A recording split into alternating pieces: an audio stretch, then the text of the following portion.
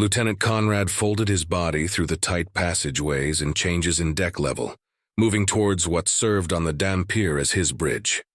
In his hand he held the data slate, with held being a polite term for a death grip. If this was a normal ship with normal passageways, he'd be stalking through the halls back and forth until he had worn down the deck plating before going to address his people.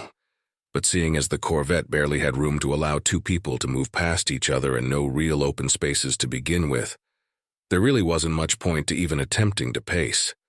He already knew what he was going to say to them all, and he knew there were going to be questions. They had been on the verge of leapfrogging into a new system when the alert had come through Fleet Command, and Priority 1 messages had come to every ship captain for eyes-only personal review. Conrad had felt a sort of wrongness about turning the ship around, ordering a full withdrawal back 5 systems, but he was hoping that it would be cleared up soon. Well, it had been cleared up, and Conrad hated it. He was hoping he was going to talk about some new deployment or upcoming battle that was to take place that the ship was being ordered almost 10 days travel time for, but he had been grossly disappointed. The worst thing about all of it was he couldn't even find himself mad about it. There was nothing to be mad about. Frustrated, yes. Mad, not even close. He almost collided with Cass, who was in process of smirking at him until she saw the look in his face. Her body shifted slightly as he tried to move past, and he felt her form press against his, softly yet completely halting him in his tracks. He looked towards his XO, and she glanced to the bridge where even now he could see the rest of the crew waiting, piled on top of each other in the cramped space. Crispy, his Chua reactor tech, was literally perched on the back of Fidget's chair. All of them were looking towards the doorway he was set to come through with differing levels of impatience. Although with how dark it was in the passageways, Conrad doubted they could see himself and Cass. "Is it bad?" Cass whispered in his ear, and Conrad shook his head. "You aren't going to believe this shit," Conrad whispered back to her. Normally he'd be doing his dead-level best with Cass pressed against him to control every basic instinct he had. Today was different, and she sensed it. With the passageway being so tight, he simply raised the data slate and thumbed it to display the words that had set him off. He felt her hair pressing against the side of his face as she leaned close to look. He heard and felt her suck in a breath and let it out a few seconds later in a low hiss. "The Army assets are actually disengaging on 2 worlds and getting back in orbit to move back to a more defensible location. There's a lot more here, but that's the gist of it." Cass shifted her body again, and he slid past her, and the two of them slid onto the bridge. He leaned onto his command chair where Doc was sitting and yanked down on one of his command screens. "Doc, how the hell are ya?" he muttered, bringing up the short briefing he had made onto the screen. Doc shrugged as much as he could but didn't reply. He didn't talk that much anyway, and the amount of times the entire crew had been called to the bridge since Conrad had taken over had been practically non-existent. Smokey, Crash, BB, and Cross were all standing, squatting, or squeezed into the tight confines of the bridge, having no seats of their own. Once the screen showed the lane map of the region, Conrad tapped another command code to send it to all consoles on the bridge. Some heads turned, but most stayed looking in his direction. He leaned back and found Cass pressed against his right shoulder, squeezed into the bridge and holding a joist to crowd him as little as possible. 12 bodies in such a space would violate even cargo restrictions, but he didn't want to explain this twice. "To keep this short, the entire fleet is pulling back to this 3-system lane junction," Conrad said, pointing to a partition in the lane map that was still 4 jumps out for his crew. "Basically, it goes like this." He pointed where they had been a few hours prior. "This was us." He then pointed to a system 2 jumps further down where they would have jumped in. And right in that system, this little fucker right here sits around the neighborhood of, I don't know. Nearly 2,000 battleships, 8,000 carrier hulls, cruiser hulls in the tens of thousands, and as far as destroyers, frigates, and corvettes, I don't even want to read that number again. "How?" Cross actually yelled. "Fucking hell." Rev and Dev were simply looking at each other. Suddenly, the tight space of the bridge erupted into expressions of outrage, denial, and in Fidget's case, rapidly kicking a panel in anger. "Calm it the fuck down," Conrad yelled. "Listen." The noise simply got louder.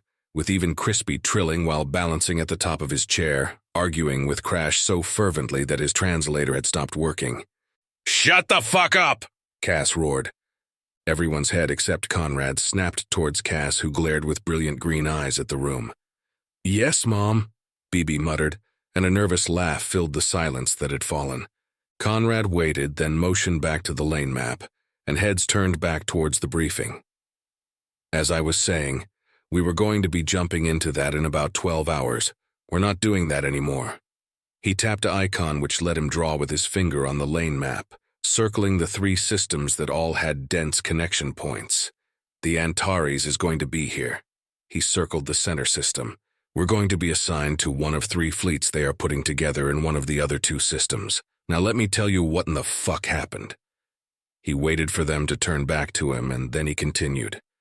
4 hours ago, we somehow got a hold of the telemetry data for half of Vral space. Don't ask me, because I don't have the faintest damned clue. That fleet was discovered, and the fleet marshal called Operation Naked Sun over. The goal is to bottleneck them here." Cross raised his hand, and Conrad held up his own hand to silence him. "If you have them after I'm done, ask. But right now, hold the questions." Cross nodded once, and Conrad continued. "The goal is this. If this fleet jumps into one of these 3 systems, then the 2 other fleets converge, while the fleet in the invaded system will fight a retreat at full burn. The 2 outlying systems are large and have multiple connection points. The central system is a lot smaller. Antares and its Nova fleet are going to be the anchor point of this operation." He leaned back and breathed out.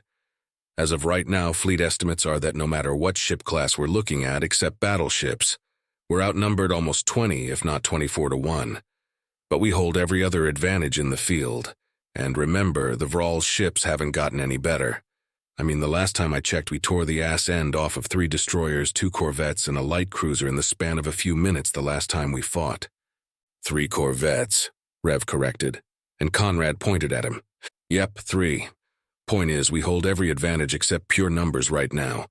And with how our ships compare in weight and with the Antares there, if they come, it's going to be a relatively even fight from what I'm understanding."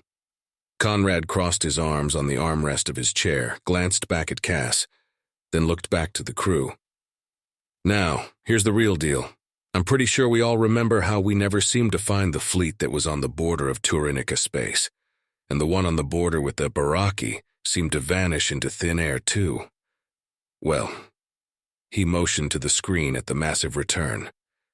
"This is it. This is all of them." He let the moment sink in, then looked to the map, expanding it outwards, then drawing a circle around the entirety of Vral space. "Word came back around 2 hours ago that every single border the Vral has been abandoned. We have smoked them so hard they put everything into one massive fist right here." He pointed at the now almost invisible speck of light that denoted where the Vral fleet currently was. "Best estimate was that they intended to wait until we made contact and simply barrel over us straight to Earth." Conrad had been trying not to think about that part. "Intel says they would have not even attempted to fight, even at Thermopylae. They were going to go for a knockout punch against us, knowing we couldn't return the favor." "And why not?" Rev asked. "Because no one knows where the Vral homeworld is," Smokey said, then shook her head. "Yep." Conrad leaned back. "This fleet is everything the Vral have left, but we can't go after it. And once we get in our defensive formation, they damn sure aren't going to come for us. At least that's what we think." "Why?" Everyone looked back at Crispy, who canted his head to the side. Conrad sighed. This was the part that he didn't want to talk about. "Because the fact of the matter is, if that fleet gets around us, Earth is gone, Cygnus is gone, Alpha Centauri, the rest. We can't risk it. Every ship we lose is worth a dozen of theirs, more than that. But if they were to cut off a significant portion of the fleet and just swarm it, do the math for yourself on that one. Even if we pulled every ship we're holding in reserve right now and sent it to the fleet, we still couldn't advance without a shit ton of risk involved." He stood as much as he could in the small space and crossed his arms. "At the same time, if they are stupid enough to try and attack us, even if they wipe us all out, there won't be enough of them left to give Thermopylae a fucking paint job. Speaking of which, the rest of the fleet is shipping out of Thermopylae and joining the Antares Nova fleet. But even still, that only cuts the odds we're looking at by a few numbers. He tossed his hands to his sides as much as he could. So we're at a complete impasse. We can't go after the fleet. They won't come after us. We can't advance and they can't attack. Conrad reached over and closed the map down on the screen. Unless something changes, this is going to be the new norm for a while. At least until the Terra Invicta launches, but that's not for a while. Everyone in the bridge looked at each other at the mention of the Antari's sister ship. The Baraki are pulling back to guard their gateway system, and they are trying to fortify it as best they can. But the Vral are in an all-or-nothing game right now. That's it. That's all I know. Questions? Murmurs filled the small space of the bridge. What do we do if they go after the Baraki? Dev asked, and Conrad shrugged his shoulders. Best option we have at this point is to start chasing them down as soon as we find out. Hope the Baraki can hold out long enough for us to get there, but in all honesty, chances are if the Vral go after them, they are just outright fucked. Conrad growled almost. The Baraki's ships have about the same weight class as the Vral's, but the Baraki don't have nearly the fleet they do. At best, they'd be a speed bump. The speculation wasn't met with pleasure by his people. Right, anyone else? The bridge was quiet. Every so often someone exchanged a glance, but no one really spoke. All right then, continue your watch rotations. I'll let you know if something changes. Conrad tapped his data slate on his leg and turned, intending to head out but couldn't move past Cass, who was blocking the way. She slid into the passage and he followed. They didn't speak as they moved through the confines of the ship, Cass leading the way back to his cabin. Conrad said nothing as she opened the door and stood aside. As he walked past her, she leaned against the door frame. It could have been worse, she said as he tossed the data slate down on the small bed. A lot worse. We could be preparing to blindly jump into that murder ball of a fleet. I know, Cass. Conrad sat down on the edge of his bed and stared back at her. They shared the silence for a few moments, then he whispered, I was hoping it was over. Me too, she whispered back. Then she stepped into his cabin and closed the door behind her. She knelt down in front of him. I'm sure everyone did. She took hold of his shoulder and gave it a small squeeze, and he returned the gesture. What's important now is we're still here. Yeah, Conrad whispered. We're still here. I'm guessing this is what our parents felt like, Cass whispered to him. Stuck, you know. Conrad looked up at her and realized this was one of the first times he had actually seen her completely serious. She was fascinatingly beautiful to him in that moment. This war felt won, it felt over. Ever since the sands, it's felt like we were in a downhill run, and now this. She shook her head, her crown of hair shifting around her. Damn. I know, we're back to it, he whispered. Back to what? Cass's eyes met his, and subconsciously he reached up and slid a thumb across her cheek where a lone tear had begun to fall. The movement of his own hand seemed out of sorts for him, but she leaned her head into his hand. Back to living with a gun to our heads, he whispered. Right, she whispered. So this is what that feels like. Slowly, Cass took his hand, which was still resting against her cheek, and squeezed it. Then she stood and walked to the door. Conrad almost got up to stop her, not for the typical reasons he would with Cass and her usual behavior, but because right now he just wanted comfort. He just wanted to comfort her. I'm going to sleep, wake up, and hope this was a bad dream. You? She asked, looking back as she slid open the door. I'm awake for another 4 hours at least. This bullshit. He made a motion with his hand to the data slate. She smiled at him, and there was something gone from her eyes. Well, good night then, she said, and stepped out, closing the door after her. Conrad sat in the silence of the small, cramped quarters, staring at the door she had just left. His chest felt like it had been torn open, more from what had just seen in Cass than he had from the entire withdrawal order. Fucking Vral, he growled into the small space. No one responded. Volka did not feel his age often, not in his body and most certainly not in his mind. But today he was beginning to understand what some said about feeling curled in the scales. After this was all over, after he figured out what was clawing at his mind, he would get himself in to get his skin shed prematurely.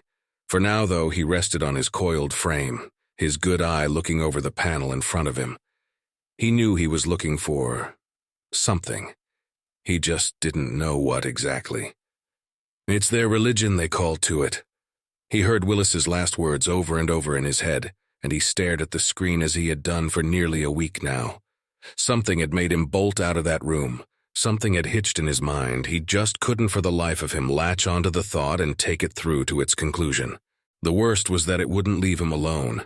Every time he coiled himself to sleep, it nagged him like a splinter in his mind, a scale bent the wrong way. It was an epiphany that remained on the edge of his consciousness. If he could only realize the missing chain in the links, the missing weave of the thread. He had rushed from the Terran Front's offices straight back here, opened his panel, and the moment he began to think of what to research, a gray mist seemed to open in his mind and swallowed up the very reasons for his hurry. The galaxy, while he had been locked in his room, had kept right on turning. The Tyrannica conclave had erupted from civil unrest into outright civil war, even as the Terran Front continued to advance through the Vral Empire like a blade through water. How long had he been in this room?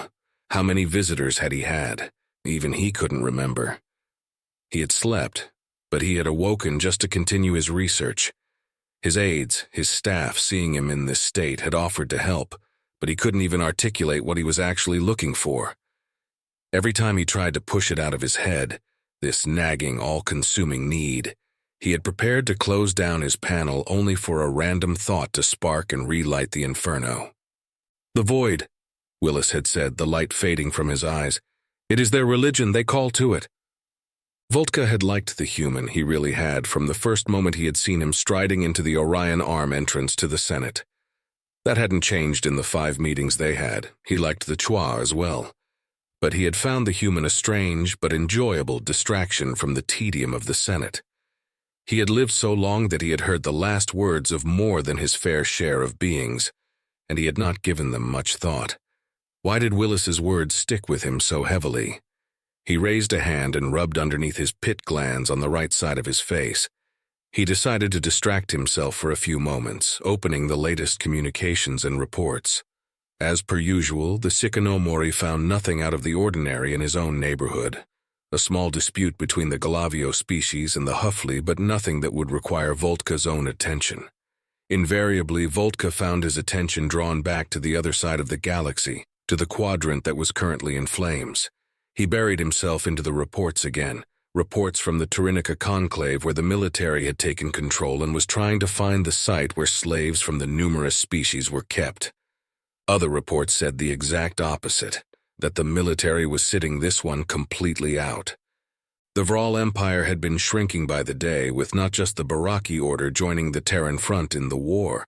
The Piranesti had been on the verge of declaring open war, as had the Eridu. If the Tyrannica civil war ended as quickly as Volka predicted, the Tyrannica conclave itself might have declared open war against the Vral. Yes, that entire quadrant was on fire, but the fire had stalled, behind a fleet formed into a massive fist. The Vral's latest and last-ditch effort to stop the Terran Front's march had been a surprise to everyone, especially the Tyrannica. No one thought the Vral had that many ships, and although it was disquieting, Volka had taken a small amount of amusement in the new Tyrannican ambassador's shocked tones in describing it to him. The Tyrannica believed they had the best intelligence-gathering apparatus in the galaxy, but their numbers had been grossly off. The Vral's total fleet strength eclipsed their own, but now they couldn't afford to employ it. Even still, why was Volka still awake? Poring through documents, poring through research papers. At this point, the Terran Front had forced the Vral to play their full hand, and it had resulted in a full standoff. In essence, the 7th Orion War could almost be effectively called finished. What was nagging him about all of this? He read the latest dispatch from the Terran Front's diplomatic corps to his own office. The marvel of human warfare that was the Antares had fallen into its main role in the conflict, a mobile repair and rearming station, having taken position in the center of the Terran Front's fallback line after meeting with the Baraki Order's flagship. Was that only truly a week ago? The lines had not moved since, and the Vral's border systems remained empty, which meant that gargantuan fleet was still out there hovering somewhere in Vral space. Was this war over? It sure looked that way. The humans and the Chua were already looking like they were settling in for another protracted defensive stance. He had spoken once, or was it more than once, to the human ambassador, a woman named Tully. Already overtaken worlds, the humans were beginning to churn out ships. The humans had been producing more ships than they were actually losing when the war was in full swing. Tully had told him that the training academies on Earth, Mars, and Alpha Centauri Beta had graduating service members to immediately put them on assignment since the war started, and that even still they had already opened up new training facilities because for the first time in their history, Terran industrial output in ships had outstripped the ability of their training facilities to man. Tully had been happy about this, but that was before the Vral fleet had been found. He had only seen Tully come into his room once since then, and the human looked defeated. The numbers had already been punched by the Chua to determine how much larger the Terran Front's fleet would need to be to guard against the Vral's fleet simply slipping past it if they tried to advance again. With the density of hyperspace lanes past what the humans and Chua were now calling the Antares shield systems, it would mean the Terrans would have to increase their fleet strength by a factor of close to 9 times over. That number, it was said, was if the Vral built no other ships in the meantime. This war as it stood was all but academically over. The Vral were sitting on a fleet that spelled extinction for whoever made the first move. The hot war was done, and now the cold war would continue. So why was he sitting here, sleeping in front of this panel in between small meals? Why was he staring at these reports with this feeling of trepidation considering the conflict was on the other side of the galaxy? "It's their religion," he heard Willis's voice again in his head. "They call to it." "I know human," Volka suddenly snapped, speaking to the empty room. He resolved again to get up and go to the Senate floor, do his damn job, but he once again reached for the panel. Once again he stared at it. The small icons on the screen stared back. Radiation, religion, and the Vral. What did it even come close to meaning? He had memorized the reports from the Terran front about what the radiation actually was, had studied enough galactic religions to find at least a dozen of interesting correlations between species. He had even studied possible mental effects of extreme bombardment of radiation on insect physiology. Nothing. All of it had come to nothing. He never heard the door open, and when he realized he wasn't alone, he felt relatively embarrassed. How long had his aide been watching him just starting at the screen? Volka didn't know. He turned his head and regarded the much smaller Chicano Mori, whose tongue flicked quizzically. "Forgive me, I was not quite here." His aide was a pleasant-looking female, her arms curled behind her back. "I understand, Elder One." Her head canted to the side, uncurling her arms. "You wish to be alerted of how the Huffley and Galavio talks went." Her soft gray scale shimmered as she coiled herself, interlocking her fingers and bowing her head in deference. Volka turned his good eye to her, then looked to the wall. Had he said such a thing? How long had he been in this room by himself? "Of course, please report." He turned his head back to her. Now he could actually remember her name, Calidus. He was indeed getting foggy. She had been a needed member of the Chicana Mori diplomatic team despite her age. Some species were, simply put, terrified of a fully grown Chicana Mori, much less one of his age. The Huffley, in particular, regarded him like some sort of legendary monster, and it was only upon discovering that they had been a prey species to another species of large apex predators that drastically resembled him that he understood. In terms of size, Volka was 3 times larger than even the largest specimen of that apex predator. He could only imagine how they felt, having to debate a trade deal, while doing so with the embodiment of their worst nightmares. Yes, Calidus had been very useful. While she was still large compared to the Huffley ambassador, at least they could maintain the integrity of their bowels around her. "The Galavio have apologized to the Huffley and will be paying reparations for the loss of the Huffley mining expedition." Calidus produced a datapad and offered it to Volka, and he leaned forward and took it, glancing over the report. "The Huffley thanked us for our assistance in this." "Well done, youngling Calidus." Volka beamed, looking over the report. The gray scales of the female darkened a slight bit, and Volka flicked his tongue in amusement. "Why be ashamed?" Calidus opened her arms and extended her hands next to her form.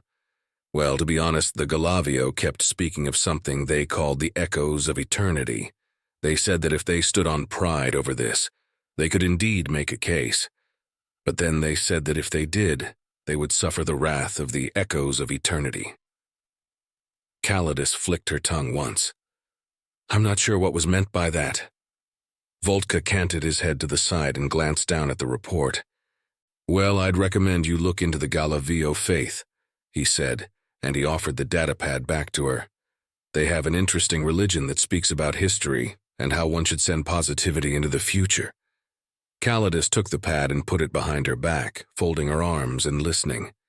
Their belief is that one should be forgiving and charitable when it is within their power and doesn't harm them to be that way. Slowly he worked his arms as if he was forming his thoughts. Essentially, it preaches not being vindictive.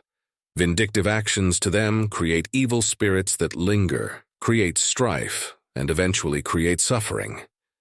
Calidus bowed her head in understanding. I did think it odd. The Huffley were in the wrong in every sense of the word. They stayed on Planetoid even when it crossed the border.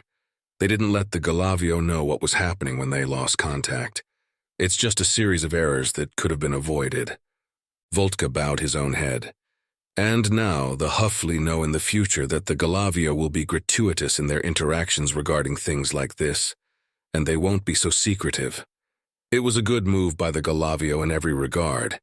Yes, it did seem kind of ridiculous for the Huffley to try and hold the Galavio accountable, even though they didn't alert them to an issue until the mining expedition had been missing for literally days, but the Galavio didn't make an issue of it. Calidus flicked her tongue in amusement. Seems a bit much if you ask me, all to avoid an evil spirit.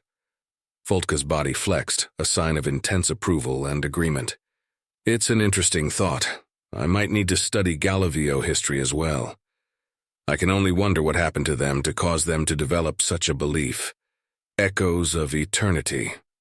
She gave a small flex of her own body, then turned, but something about what she said made Volka pause.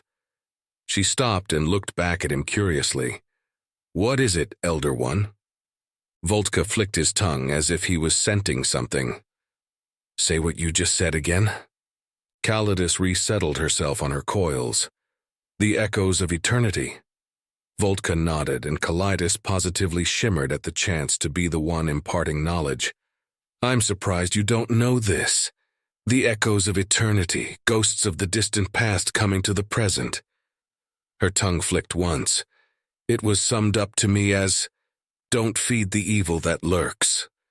The scale, the splinter, the nagging itch at the back of Volka's mind all suddenly flared in intensity. He hissed, remembering Willis's words in his mind, feeling pieces falling together rapidly, feeling something he hadn't considered beginning to fill the cracks in his thoughts, the empty places. In his mind's eye, he remembered something from his days when he was even smaller than Calidus, lines of text from a book that was far closer to his age than the events it covered from a time that for some species was older even than their creation mythos. Memories of a distant past of himself huddled in his youth nesting, absorbed in the recounting of a time when the galaxy was on fire. A distinct chill ran up his spine, hearing Calidus's voice in his own mind. Echoes of eternity. Suddenly he remembered the door opening to the Terran Front's diplomatic offices, hurried because he had heard screaming from within. Seeing Willis on the ground, the Vral ambassador standing over him, he saw the blood on the Vral's knife, Willis reaching up even as he was bleeding out trying to defend himself. He heard the Vral ambassador's voice again. Great Void, take this, my sacrifice to you. In the Vral's multi-digited hand, a blade that was largely impractical serrated with lines of script. The Vral, a species bent towards domination, with seemingly no regard for others, a species that no one seemed to know anything about besides their proclivity for war and conquest. A species beneath contempt or notice to any besides those who were weaker than themselves, yet no one had raised a hand to try and stop their aggression, or even really asked why. For a moment, trapped in his memory, he could almost feel Willis's breath against his ear pit. It hears them. He didn't feel himself rearing up, his head almost brushing the high ceiling as his eyes widened. His eyes were wide, staring, looking through the floor, not seeing anything as his mind flew back to stories of horror, extinction, and depravity of a sort that only the worst tales of apocalypse could possibly mirror. Entire swathes of stars rendered lifeless, a galaxy blazing with life reduced to a few desperate flames, surrounded by the void, emptiness, an echo into eternity. He heard the Vral ambassador's voice shrieking in what he had taken at the time to be pure rage as it had murdered Willis, but now he could see. Now he could see what he had missed at the time, what he had passed off as rage. It hadn't been rage, nor anger, spite, nothing of the sort. It had been rapture, pure zealous rapture, the type only a high priest from a primitive tribe would have as the rains came supposedly to their call. Excitement, joy, but more than anything, murderous rapture. The shriek of the Vral sounded in his ears almost as if he was in the room, on the ground where Willis had been. And in his highly emotive mind he saw the Vral ambassador standing over him, blade raised high with his own blood raining down. "The void is coming, slave. We call to it. It hears us." For the first time in nearly 500 cycles, in a moment of pure terror, Volka's fangs snapped downwards and he roared. Suddenly his mind cleared and he saw Calidus's body was spread out, her mouth open in alarm, her own small fangs out and dripping with venom. His tongue flicked, and the rank odor of fear crashed into him like a tidal wave. His body loomed over the smaller form of the young Chikanomori, a display of threat, dominiance, and impending violence. His fangs dripped with venom, every muscle standing out against his scales, muscles that could propel a strike with enough force to turn the very walls into ruins. He quickly collapsed in on himself, his scales darkening until he was almost pitch black in shame. "Elder One?" she hissed, her voice sounding thin, scared. Volka continued to darken and pressed himself down further. He wanted to coil around her and embrace her, apologize until the heat death of the universe itself. He didn't move. His body was locked and rigid. His breath came in ragged, quick gasps. His scales practically shimmered with his guilt. "Did something I said scare you?" She whispered, her voice quaking. "Are you all right? Do you need help?"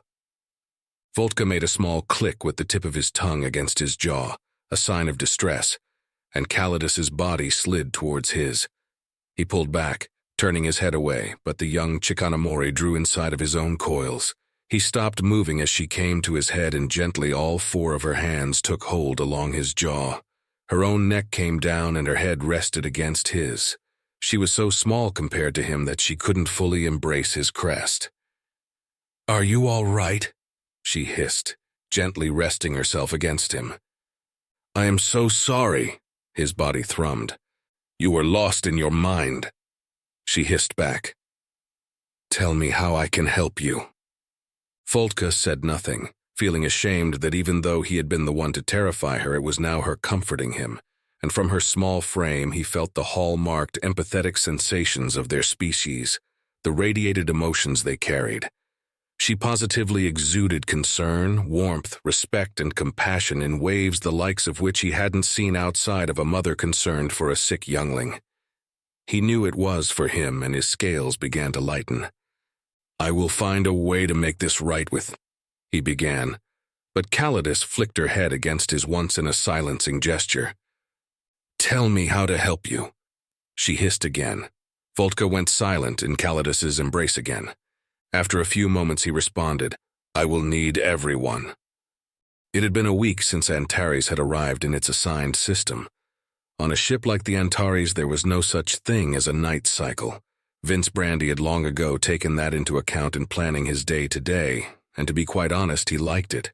One of the first things you had to get used to was the constant ebb and flow the crew was constantly on. Most of the crew had 6 watch rotations, 6 hours to man specific consoles or equipment that were mission critical, 18 hours to work assigned tasks, file reports, eat, sleep, everything else. Vince wasn't part of that rotation, but he had a feeling he was going to be assigned work soon. What good was there for an interdiction ship boarding specialist when they weren't going to be doing their job for the foreseeable future? As it was, he still made himself busy. The ghouls, his boarding team, held daily training sessions on sections to the ship built to accommodate them. He made use of the gym, and he really was enjoying the spare time to work with the martial arts instructor. But still, he had a lot of time. Time that he scheduled always to be around Janet. Not that she was in much better shape time-wise than him, of course. One of the pains of a crew highly efficient at their jobs. Antares' manufacturing decks were a hungry beast that somehow Janet's team kept fed. And around the clock for the better part of 5 days, logistics ships had flown into bays or pulled alongside to hard moor to the behemoth vessel to take on ammunition, armor, parts, all the things that Antares herself made internally. As he stepped into the bay that Janet worked in, which had gained a plethora of nicknames with his favorite being the scrapyard, he took a second to orient himself. Depending on the day, the scrapyard would look radically different. The corpses of Vraal's ships were carved apart here, using drones, machinery, repulse units, a dazzling array of construction and deconstruction elements. He looked up at the hull of massive Velmuth-class cruiser, floating and restrained by thousands of lines in a zero-G zone. The scrapyard had grav plating, of course, but here, unlike everywhere else on the ship, the field of false gravity only extended about 8 feet from the decking. Around it, humans and Chua seemed to coat it like ants on a large beast dot. He was no damage assessor, but it looked like the cruiser had taken a full complement of torpedoes along its flank. Entire sections of the hull had been voided to space with holes larger than the apartment building he had been raised in. It was a 3-kilometer weapon of Vraal warfare, but that did not matter to those taking it apart. At the far end of the bay, suspended just as the cruiser was a smaller ship, a Vraal corvette that had most certainly seen better days. The sleek winged vessel had, if Vince was any judge, been the proud recipient of a battleship-grade railgun round to its spinal section. The entire vessel was almost broken in half. He started heading for this ship in particular. At the far end of the bay, its gates currently closed, was the massive doors of the Reprocessor. The Chua were extremely proud of them, and it was evident why. Wordlessly, as he walked across the deck, he flagged down onto the dozens of transports driving personnel to and from areas and boarded. "Shipwreck?" The driver turned and the man grinned at him. Vince smirked back. "Shut the hell up and drive." Vince kicked the back of the driver's chair, and one of the other passengers laughed. "How the hell are you, Vince?" the driver asked as he pulled the small passenger open top onto the main highway in the kilometers-wide bay. "Same as usual. How many more of these damn things have you got?" Vince didn't have to motion to the Vraal ships being torn down, it was evident. "Well, to be honest, we don't know yet. Rumor is once we finish with the in-system wrecks, they are going to start trying to bring in others from systems close by. We've still got about a dozen of the big ones, but we're in no rush right now." The driver slowed down for a moment after a red light flashed on his dashboard, and as he came to a stop, a woman next to Vince stood up and turned around. "Need the booster, Tiff?" the driver said, glancing back. "No, I've got it." The woman, apparently named Tiff, or most likely Tiffany, said, even as she bent her knees and jumped straight upwards. After just a moment, she reached up as the grav plating lost its hold, pulling her hair back where it was starting to spread. Vince glanced up after her as she began drifting towards the cruiser's prow overhead. She probably should have asked for the booster. At her speed, it would probably take her a good 3 or 4 minutes of floating towards the cruiser before she would reach it. Maybe she just wanted to drift, and to be honest, Vince could see the appeal. He turned his attention back to the driver. "So how the hell do you know everyone?" he asked the driver. "You do this all day and see what you learn. Shipwreck and her team are churning today. They've already finished one." The driver pointed to the corvette he was heading towards. "That one they started working on about 3 hours ago." Vince laughed. "Sounds good. Is the cruiser?" The driver cut him off. "Oh, don't even get me started. The crews on that one are trying to beat the Thermopylae record. I think that's why Tiff was taking her sweet time. Her dad set that record." "About how long until you're shutting the bay down again?" Vince asked, looking for the clean lines cut into the cruiser hull but not able to really make them out. He really didn't know what to look for anyhow. The driver motioned to the cruiser. "Far as I know, as soon as they get this big boy done, they are going to get that big boy done and dusted, and after that they are going to bring in a few of the battleships." The driver floored the accelerator as they came to a different roadway. "After that, hell, I have no idea." Vince raised an eyebrow, which the driver glanced over and saw. Well, Antares was built to do repairs, but we don't do full-scale construction. The driver motioned to the massive reprocessors at the far end of the bay. I mean, those are great, but from what I'm hearing, they are talking about just building a shipyard over the third planet. And if they do that, they are going to just bring one of those along for the ride. At that point, we're just supplying the fleet. Vince tapped his fingers on his thigh. You mean to tell me we're that far ahead of the curve on this? The driver shrugged again. Well, supplying a fleet for ammo and repair is really damn easy when they aren't shooting or getting shot at. I'm not sure what they're going to do, but the battleships are going to finish topping off the Antares when it comes to main source alloys and specialist grade materials. And the manufacturing decks have already topped off their supply of rail and small arms for anything under the RCC-75 shells the cruisers use. The driver turned his head to look back at Vince. To be honest, I'm not sure how they are going to handle this, but we'll find out. Vince nodded and sat back, looking down the bay, now seeing a destroyer hull hidden behind the cruiser. He couldn't see if anyone was already working there. For a moment he just sat back and marveled at how truly large the Antares actually was. 85 kilometers long from bow to stern, 20 kilometers wide at its midsection, and 10 in height, the sheer volume of the Antares was absolutely staggering. The combination of two species' best minds calculating how to make the scariest thing next to a supernova in space. The Thunderchild-class battleship, the second largest ship class period, was 8 kilometers long, but the Antares made it look absolutely tiny in comparison. Can you believe they are building another ship like this? Vince asked, and the driver scoffed. Well, I can tell you this much. I read the logistics reports that I can get my hands on, and they are still working through the materials we salvaged from that dust up in the Zizma system. Some number nutter already did some calculations and said if the Vral left us the hell alone, the shipyards of Mars could crank out cruisers for a decade solid like they were printing paper. The driver laughed. Chua recycling, human industrialism, Vral materials. Only 2 of the 3 given willingly. Vince laughed at that. Well, hell, 2 out of 3 ain't bad, eh? No, they aren't. Vince couldn't help but agree. How many years had the Vral hurled ships at Thermopylae Station without knowing what they were doing with the wrecks? 6 wars fought, all started and ended in the same small stretch of space. Ahead of the transport, he could see a small platform, directly underneath the hull of the corvette, suspended in the air and restrained by the same cables and ties as the cruiser.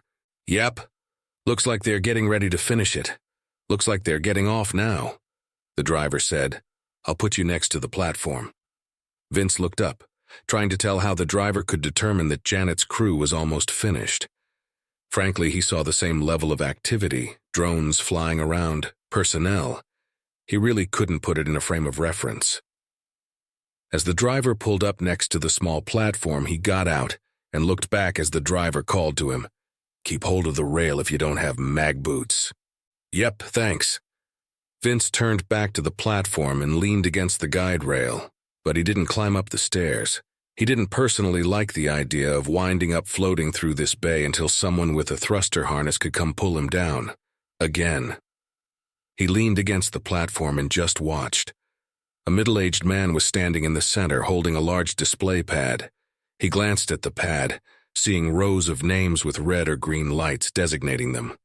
Vince knocked on the guardrail with his knuckle. How the hell are you, Carl? Vince! Janet's foreman said. I'm good and fucked trying to get these assholes off this bitch so I can get it off my fucking list. You? Janet wanted me to grab her after she got out. Vince glanced up, guessing she's still busy. Hell, if we finish this, we're taking tomorrow off, son. Carl grinned, then he glanced back down at his pad. Audrey, are you still fucking with that joist or can we split this pig?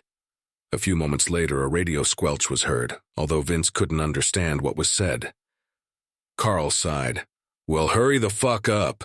Janet's boy toy is waiting on her and he's winking at me. Vince heard Janet's mortified yelling of Carl's name through the radio alongside laughter. Don't you fucking Carl me, damn it! He yelled as if he were insulted. Don't be mad at me that your man is sizing me up. I'm a sexy bitch. Vince leaned against the rail and grinned. hearing the radio erupt with catcalls and whooping. After a few moments, Carl turned and walked towards Vince. "Heard about that Senate thing going on?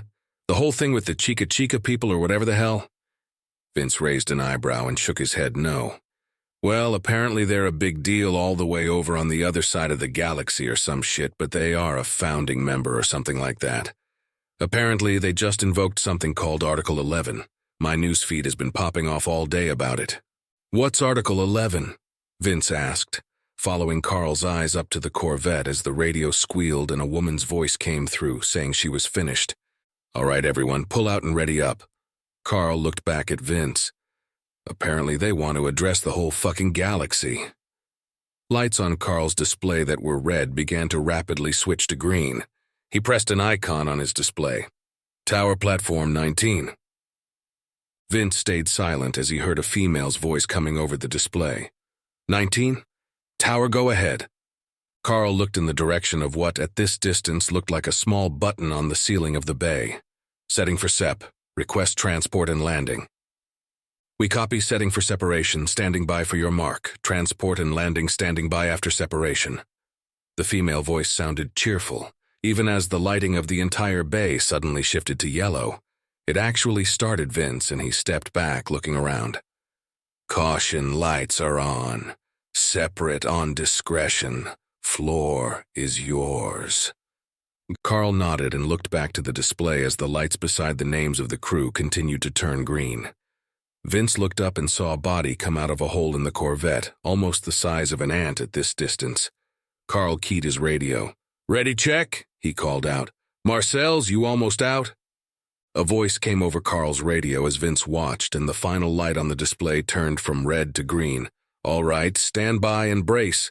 He switched the display, then rapidly began tapping on the screen. A 15-second countdown began, and once again Carl pressed the same icon he had before to speak with the tower. "Tower, this is 19. Separation will start at count." The entire massive bay shifted its lights again, this time to a scarlet red. Carl's eyes were on his display as the seconds counted down. 5, 4, 3, 2, 1.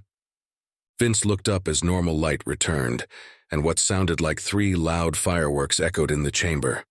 The anchor points for the lines that suspended the Withdrawal Corvette began to slide, with one of them only a few feet in front of the platform. The cable was thicker than Vince's arm.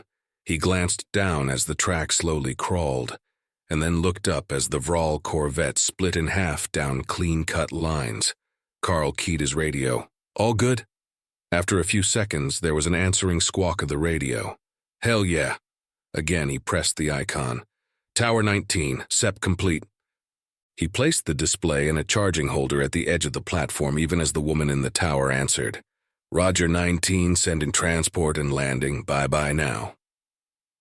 "Thank you," Carl said, and then he tapped the icon to close the channel before keying his radio once more. "All right, bitches. Landing is coming. Put your shit away and get the fuck out. Y'all are ugly, so don't show your face tomorrow." Carl turned back to Vince. "So yeah, the Chica Chica or the Chica Chica are going to put out a galaxy-wide thing." "Who cares?" Vince said, rolling his eyes. "Well, the news is saying that in order to do this, they had to get approval from the people that run the whole show in the Galactic Senate, and that hasn't been done since... well, shit." Carl stopped and shrugged. "I was going to be a smartass about it, but they haven't done it in 500 years. Last time was apparently over a star going nova and cutting off communications for 6 months. He waved his hand once.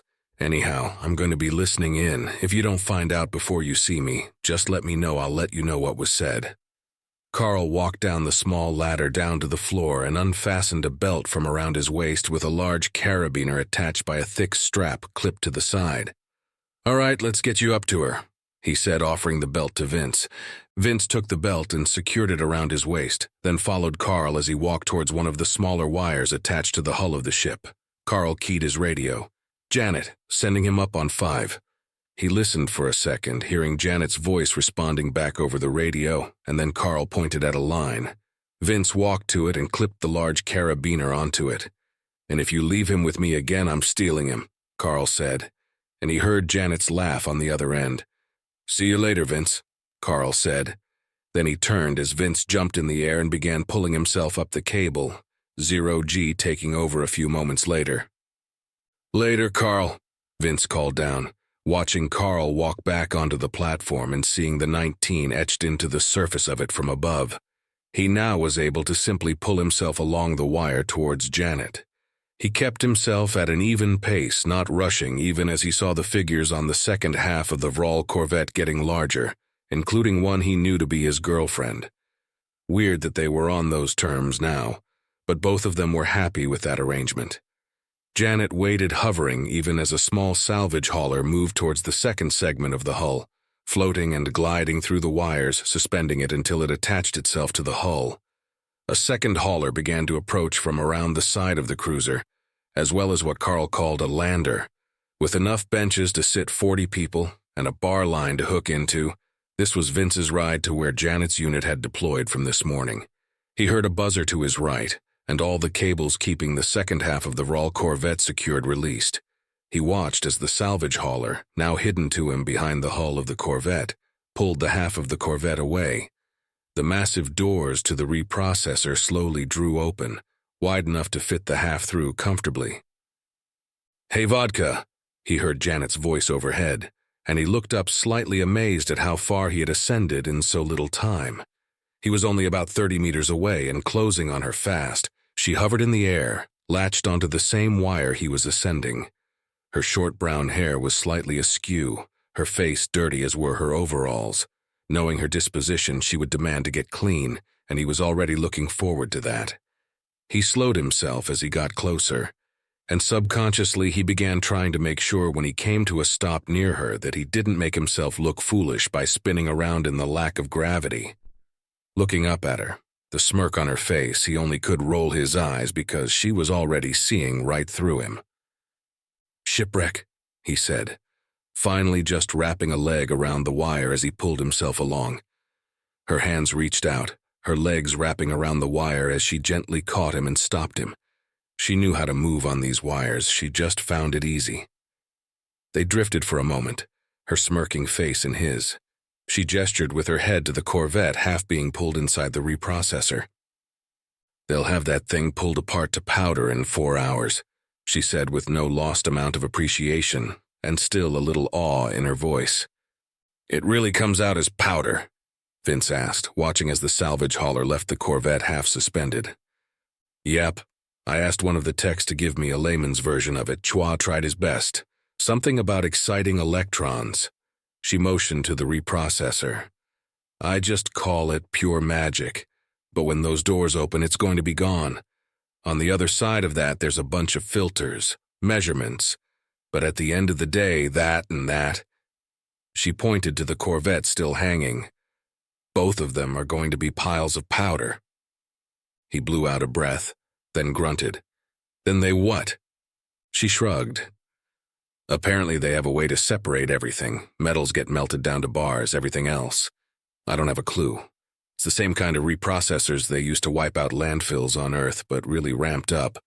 But I'm off now, so no more work talk." She looked around for a moment, looking for the lander that was still loading a few from her crew from another wire. "Oh, come on, hurry up," she whined, then squeezed his shoulder as they drifted. He leaned forward, making a show of sniffing her. She spun back to him, alarmed. "What?" "You stink," he said, smiling in her face. "God, you're dirty." Her eyes narrowed at him and her hands grabbed hold of his collar. She yanked him up even with her face, which wasn't hard considering he weighed nothing right now. "Got a will?" she asked. He reached around her and grabbed hold of the guide wire, then pulled her against it, nodding to her. "Good. Am I in it?" He nodded again, a smirk dragging the right side of his mouth up. "Good, because I'm going to fucking kill you." They whispered to each other, and by the time the lander reached their wire, they were both making an effort not to look too eager to board the craft. As they boarded, they strapped into the harnesses in the benches, and within another 3 minutes were on their way to Janet's locker, then Vince's quarters.